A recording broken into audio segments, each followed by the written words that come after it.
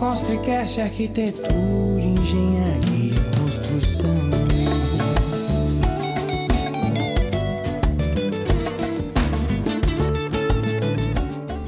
Sejam bem-vindos a mais um episódio aqui no Construcast. Hoje vamos conhecer a história do engenheiro Roberto Gavazza Filho. Ele vai contar um pouquinho como que ele entra na engenharia e quais são os maiores desafios enfrentados durante o dia a dia de um engenheiro.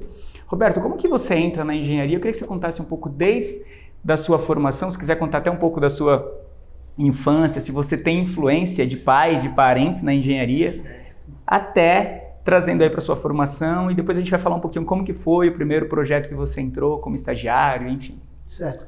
Quem é o Roberto?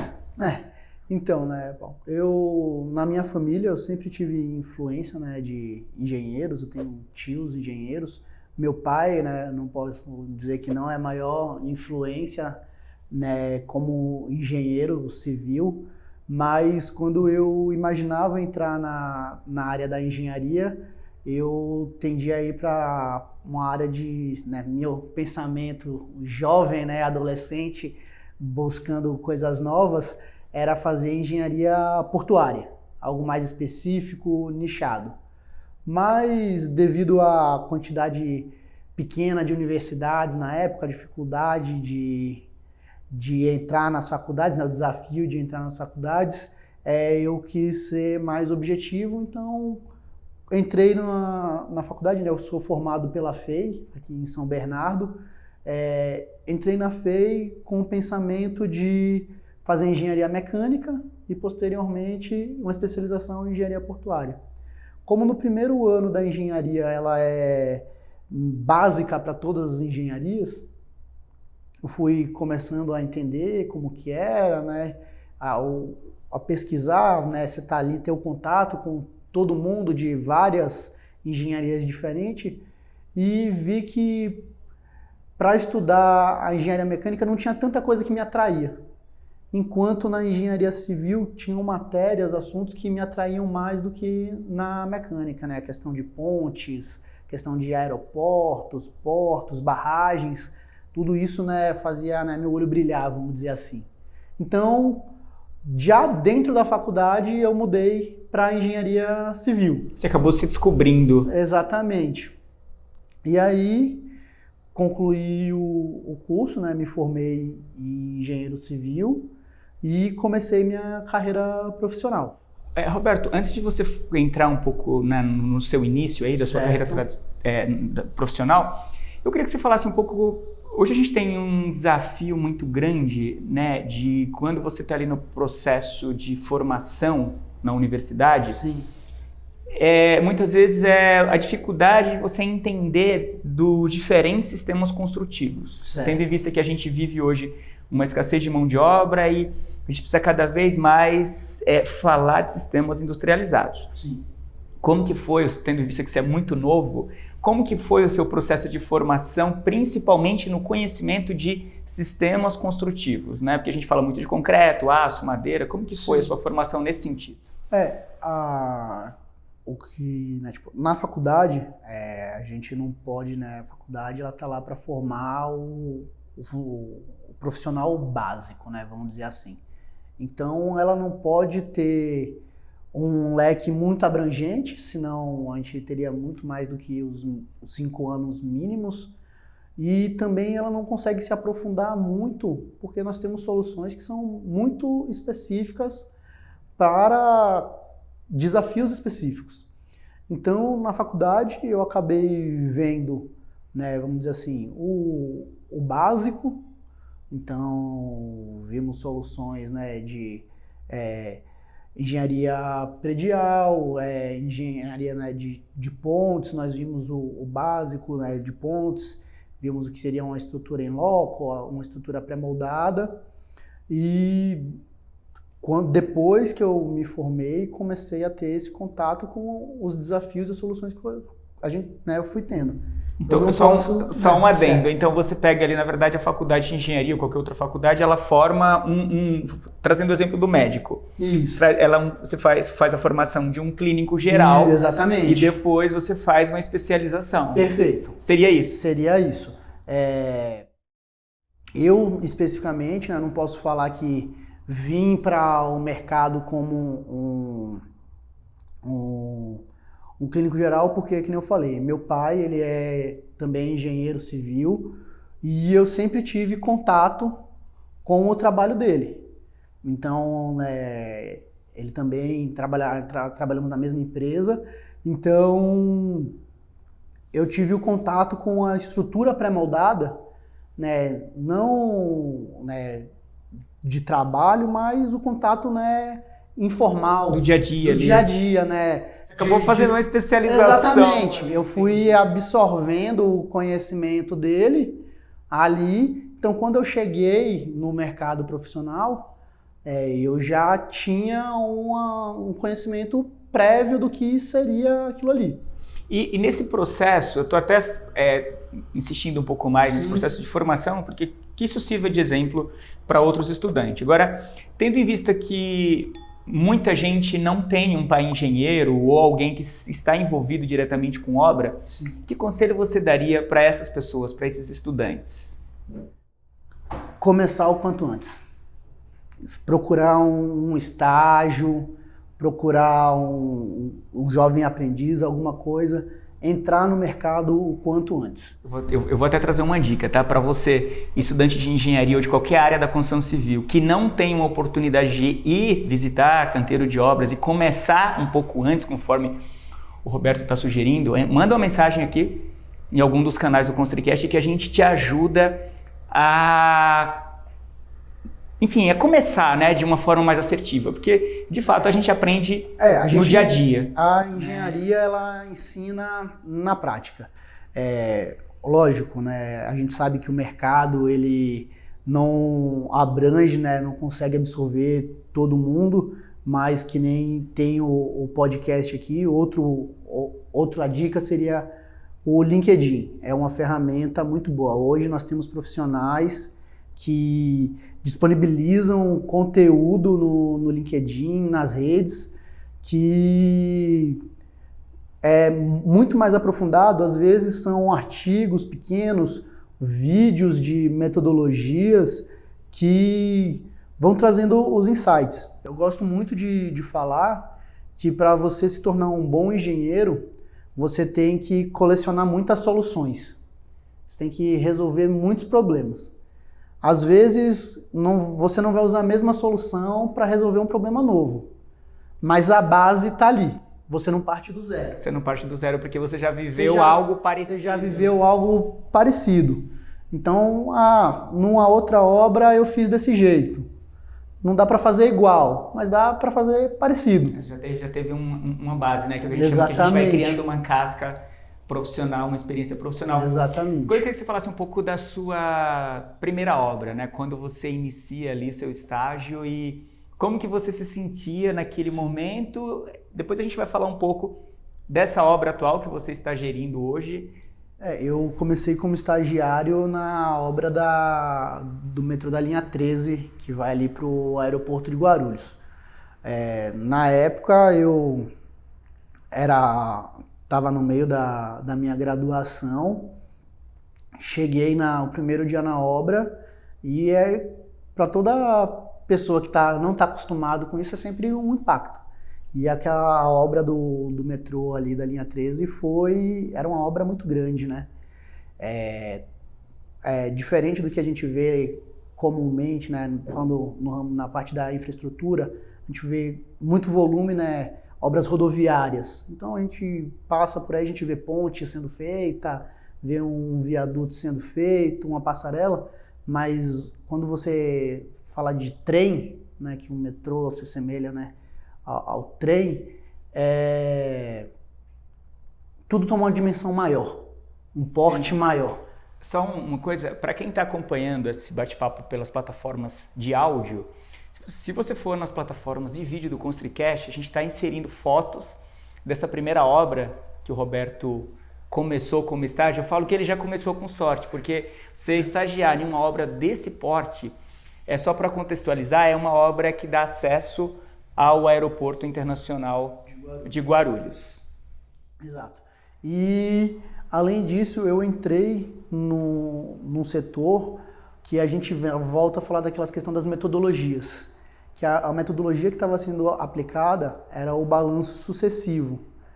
É uma solução utilizada para vencer grandes vãos, para vencer rios, rodovias, vales.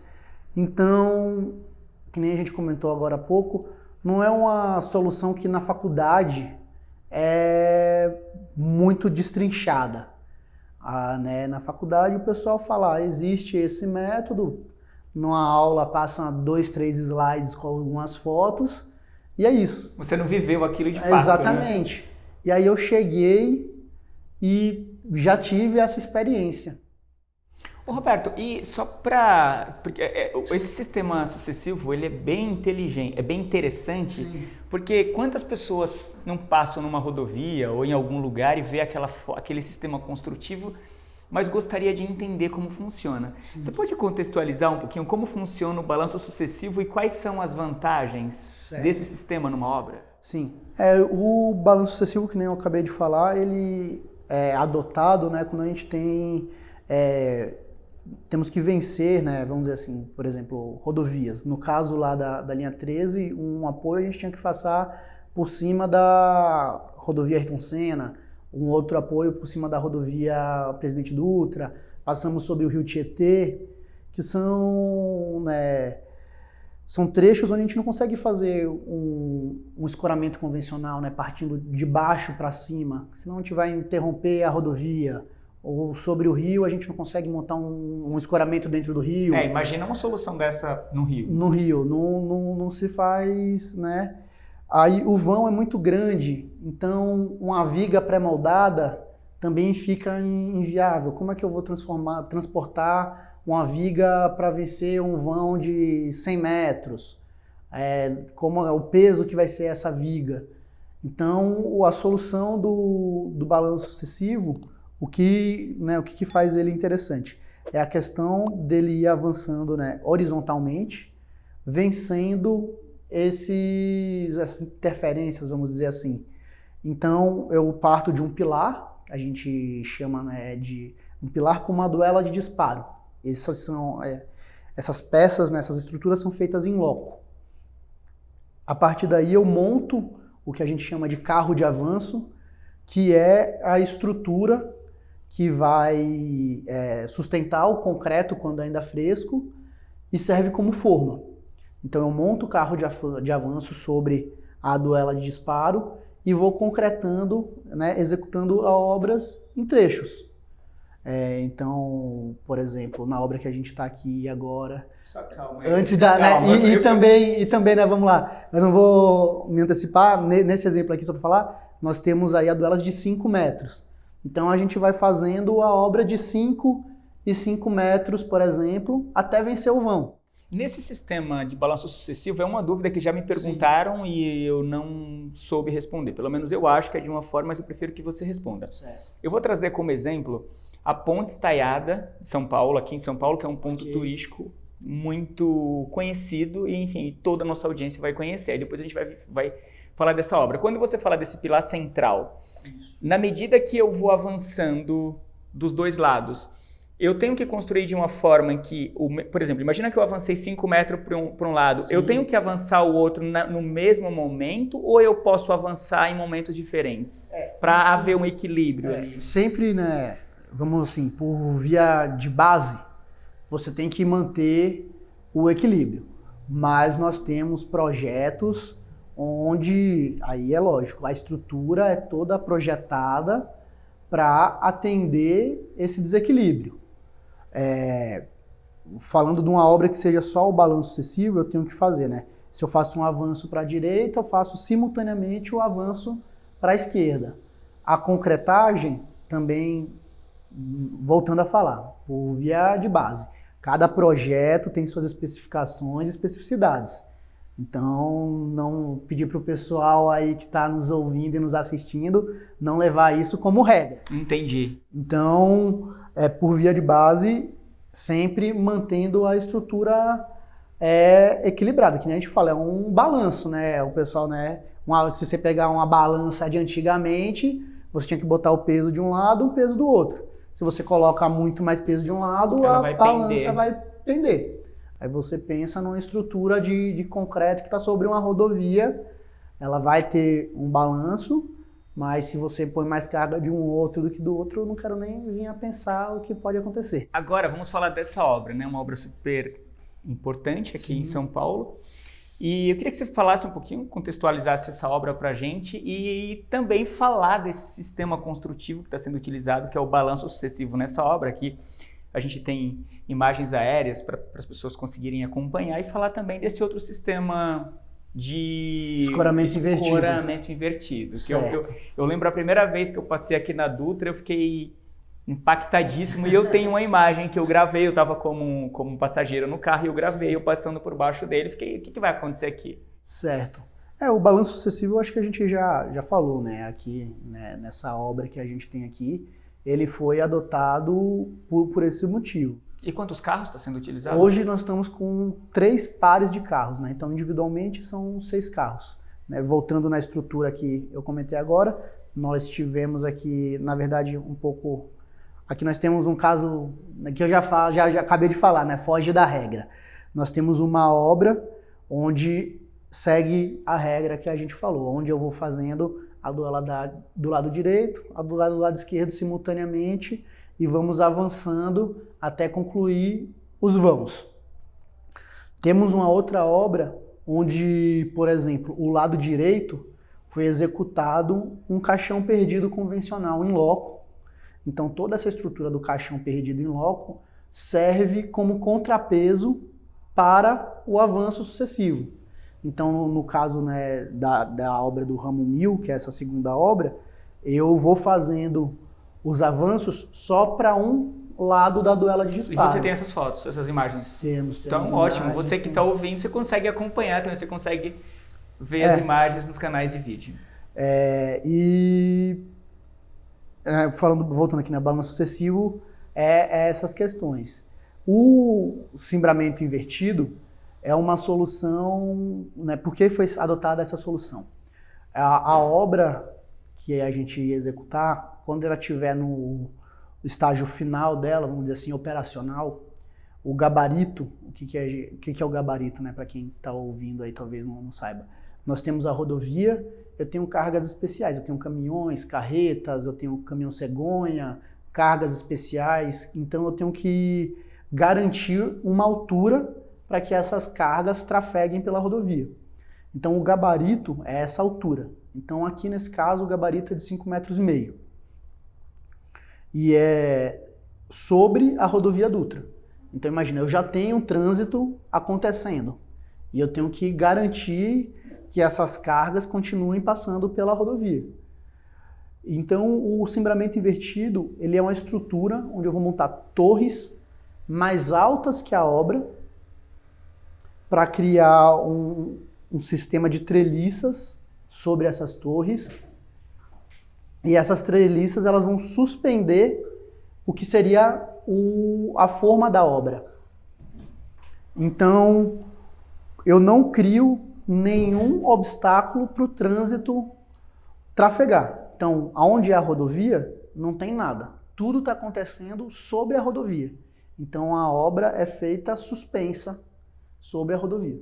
Bem interessante. Se você estiver gostando desse formato, ou seja, às vezes a gente tem dificuldade para levar o engenheiro lá no nosso estúdio, até porque imagina você gerir uma obra desse porte é muito desafiador, então é muitos desafios que você tem que vencer o tempo todo. E nesse caso a gente resolveu sair do estúdio e ir até a obra, porque não dá para levar a obra para o estúdio.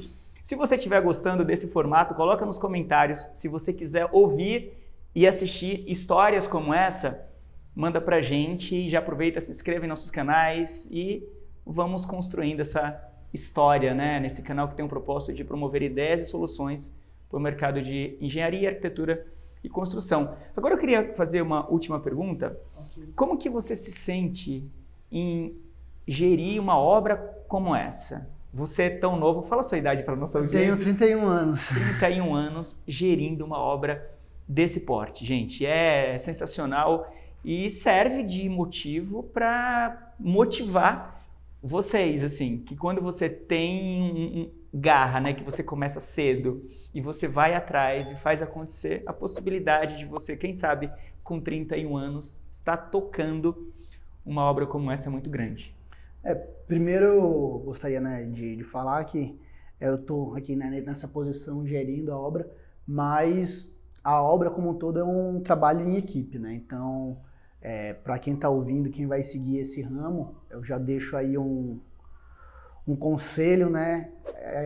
A obra não se faz sozinha, o projeto não se faz sozinho. Junto comigo eu tenho outros gestores, né? Gestor de contrato, gestor de produção, temos a equipe de engenharia robusta, temos administrativos, técnico de segurança, mestre de obra, encarregado, motorista. Então, fazer parte desse contrato, né? Vou colocar dessa forma, é muito gratificante. Porque, né, como eu falei, né, eu comecei estagiário numa obra de balanço excessivo, eu achei que nunca mais ia trabalhar com essa solução, aí 8 anos depois eu estou aqui podendo gerir a obra com essa solução, com outro olhar. Outros desafios, exatamente, né, outras funções, demandas, mas é muito gratificante. E principalmente quando a gente sai, né, vamos dizer assim, da produção e vem para a gerência, você se afasta um pouco do dia a dia ali da obra, da terra batida, ver se concretizar o que foi planejado, o que foi discutido muitas vezes ali, ó, em reuniões com o projetista, com fornecedores, com o cliente, com terceiros, você vê a obra tomando corpo, né, saindo do chão e tomando cara, é muito gratificante.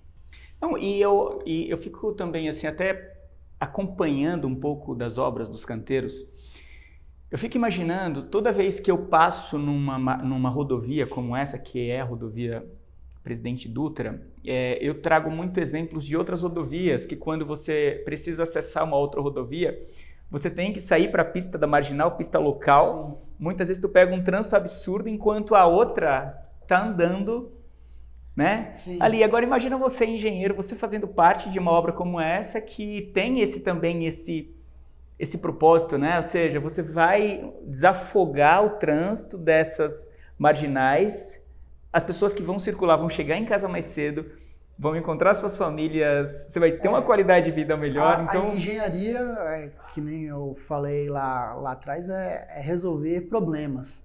A gente às vezes não tá, né? Eu, por exemplo, não sou aqui de Guarulhos, São Paulo, mas estamos aqui ajudando a solucionar um problema de translado, de transporte, que vai trazer qualidade de vida para não sei quantas pessoas. Então a gente está aqui fazendo o nosso, garantindo o nosso, para que outras pessoas venham, usufruam do que a gente fez, para garantir também, melhorar a condição de vida, trazer qualidade de vida, que nem você falou, trazer mais tempo em casa com a família, trazer mais tempo de lazer, trazer mais tempo para estudar e se aprimorar. Então, né, eu volto, é gratificante a gente ver a obra concluindo, ver a obra se concretizando e ver ela sendo utilizada. Não, é sensacional, assim. Até uma coisa que, enquanto a gente está conversando, eu estou aqui lembrando, né? Outro dia, conversando com o engenheiro Roger de Oliveira, que foi o responsável técnico pelaquela ponte do Parque Vila Lobos, em São Paulo, certo. Ele falou uma coisa que me marcou bastante, que todo mundo conhece o arquiteto que projetou Brasília, mas ninguém sabe quem é o engenheiro. E agora, nesse momento, quando eu passar aqui nessa ponte, eu sei quem é o engenheiro, eu sei quem é o grupo de engenheiro que participou dessa importante obra aqui na rodovia Presidente Dutra. Maravilha, é gratificante, né? Não tem outra coisa para a gente falar. O reconhecimento vem dessa forma. E principalmente para nós da engenharia, né, o reconhecimento vem com os novos convites, né? Eu espero que você veja aí o nosso nome em várias outras obras e volte para fazer várias outras visitas.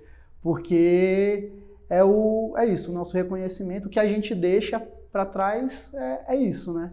O nosso legado é a obra, principalmente na infraestrutura, onde a gente vê pontes, viadutos que ficam aí 50, 60 anos. Às vezes o engenheiro já não está aqui nem entre nós, mas o legado, o trabalho que ele fez, está ali ainda atendendo a vida de milhares de pessoas. Tem gente que não morre, por exemplo, que é o caso do Oscar Niemeyer, o próprio Silvio Santos, que acabou, né, enfim, de falecer. Mas tem gente que nunca morre por conta da história, do legado que essa pessoa deixa e, enfim, fica essa reflexão. Do que ela construiu. Do que ela construiu. Né? Tem alguma coisa que você gostaria de falar antes da gente encerrar? Inclusive, você já está convidado para ir no nosso estúdio depois para a gente fazer um bate-papo lá. Maravilha. Eu acredito, né, o pessoal que está nos assistindo aí, se você está pensando em entrar nesse ramo, é um ramo, que a gente falou aqui, com vários desafios, vários imprevistos, mas é muito gratificante. Então, não vai ser fácil, exige determinação, trabalho, mas no final das contas é muito gratificante.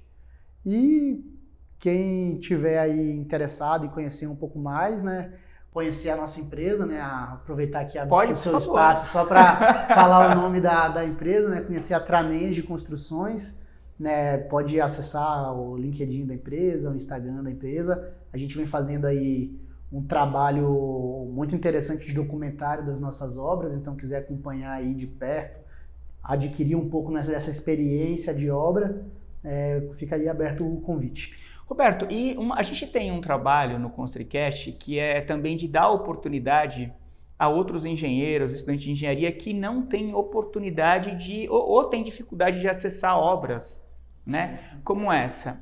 Existe a possibilidade, por exemplo, imagina que alguém está assistindo, eu gostaria de conhecer, assim, que alguém me apresentasse como que funciona um pouco desse sistema construtivo, como funciona uma obra como essa.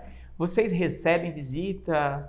A gente tem uma questão, o nosso cliente aqui, né, um cliente é privado, então a gente tem que seguir várias regras, né? Às vezes eu até entendo a dificuldade, quando eu era universitário a gente também tinha essas dificuldades, mas agora estando do lado de cá a gente vê que são às vezes questões burocráticas, então não é que a gente não queira receber, não é que a gente não queira fazer visitas, mas muitas vezes são questões de segurança, questões contratuais, então infelizmente a gente não pode abrir as portas da obra para todo mundo como a gente gostaria, mas em questão de oportunidade a gente tá, né, recebe, posso falar agora pela empresa, né, estamos aí numa crescente, temos aí oportunidade de trabalho, tudo mais, então dessa forma a gente pode estar procurando ajudar, né? Sempre.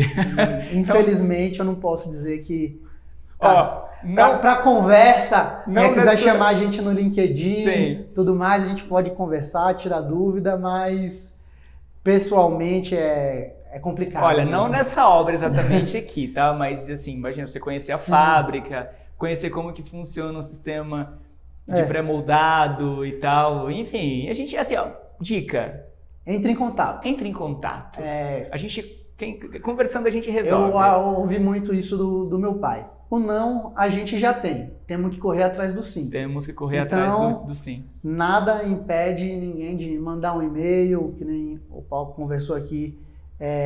A Tranenge tem uma unidade fabril em Rio Claro, onde aí sim, total controle da Tranenge, entrar em contato com a empresa, expor a questão da visita para tentar alguma coisa, eu acho que não tem problema nenhum. Você que tem interesse em consumir conteúdos com convidados super relevantes, aqui no ConstruiCast a gente fala com investidor, construtor, engenheiros, arquitetos, pedreiros, soldadores. Então a nossa ideia é de fato unir todo o setor da construção civil e não só unir, né? Também promover conteúdos qualificados e relevantes para tornar o setor da construção no Brasil cada vez mais qualificado e, sobretudo, vencer esse desafio que a gente está vivendo agora, que é a escassez de mão de obra. Roberto, obrigado mais uma vez e vamos juntos construir aí esse ecossistema de profissionais diferenciados no setor da construção civil no Brasil.